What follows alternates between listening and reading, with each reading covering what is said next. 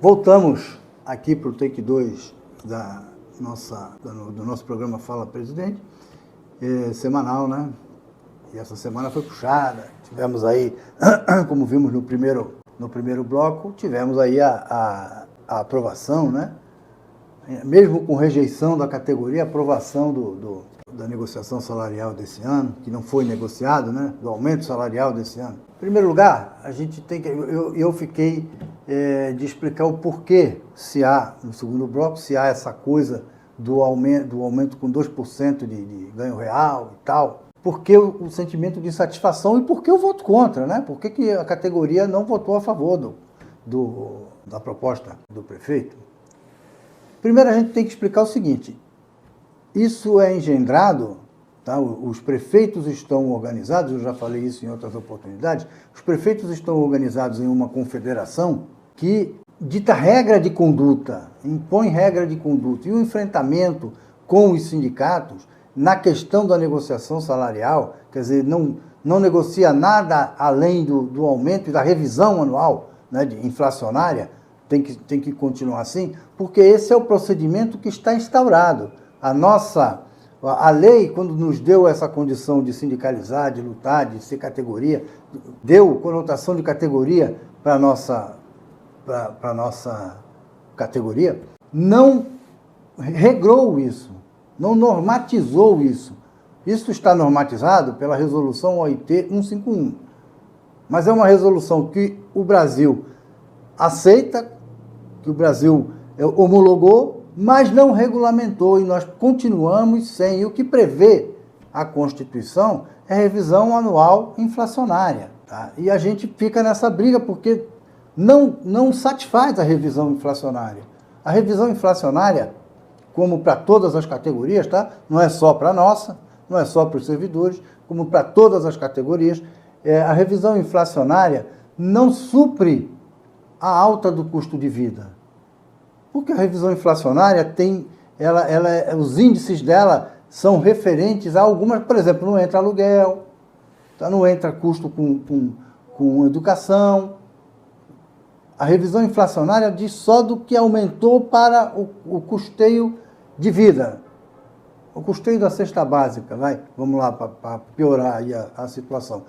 E não incide em outras coisas, não incide em tudo. O custo de vida sobe mais do que a inflação, sempre em qualquer lugar. O custo de vida vai ser maior do que a inflação, porque no custo de vida não está previsto, por exemplo, a capacitação do trabalhador para executar as funções, porque nós temos que nos capacitar. A tecnologia sobe, cresce, aumenta, e a gente precisa se capacitar para fazer isso. Nós, servidores públicos, ainda somos pior. A gente se capacita, muitas vezes, às custas próprias, porque quando foi para começar a mexer em computador, lá em 89, quando a Telma começou a implantar os sistemas de computadores, os computadores na prefeitura e a mesma coisa na Câmara, nós, para mexer, tínhamos que fazer os cursos, e quem pagava os cursos éramos nós.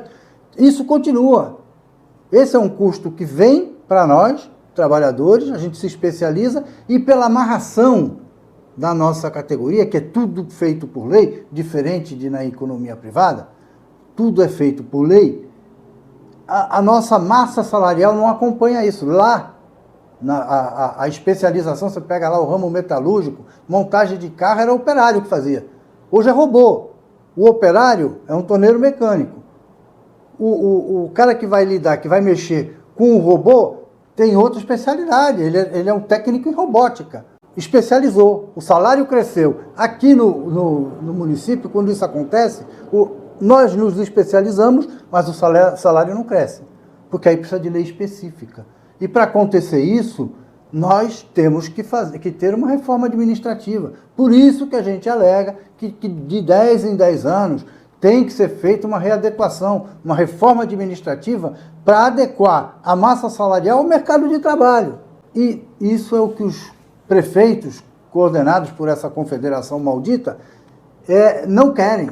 Eles querem manter a revisão anual, porque na revisão anual deu 4,2% a inflação, e o o governo nos propôs 6,5%. Está propondo 2% a mais, é 2% que a gente vai trazer para o bolso. De grão em grão a galinha enche o papo. Quando encher o papo dessa galinha, ela já morreu, pô.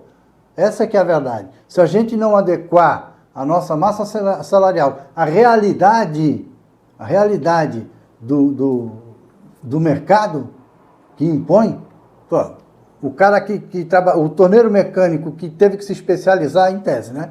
O torneiro mecânico teve que se especializar em robótica, investiu, se especializou, recebeu o aumento porque tem lá os acordos coletivos que prevê isso e eles vão regulamentando normalmente ano a ano. Nós não temos regulamentação.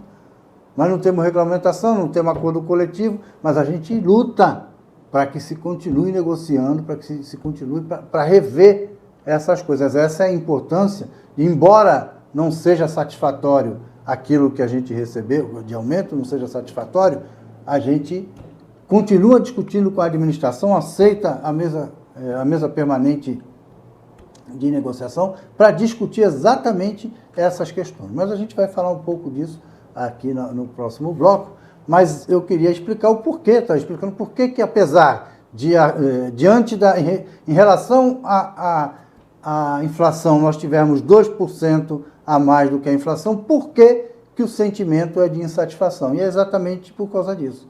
Nós estamos defasados, não inflacionariamente, mas sim pela alta do custo de vida, que nós não acompanhamos e nem a inflação também acompanha, que ninguém é bobo aqui no nosso país, não acompanha mesmo. Ok? Daqui a pouco a gente volta.